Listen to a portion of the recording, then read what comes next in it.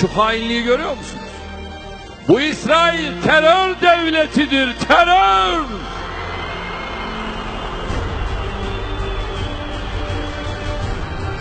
Ve 14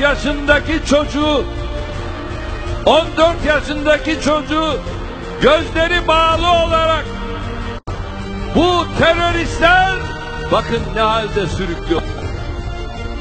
Ondan sonra görüştüğümüz bazı İsrailliler, ya böyle demeseydiniz be, ne diyecektik ya? Ne diyecektik? Kudüs bizim gözümüzün nurudur. Kudüs'ü çocuk katili bir ülkenin insafına terk etmeyeceğiz.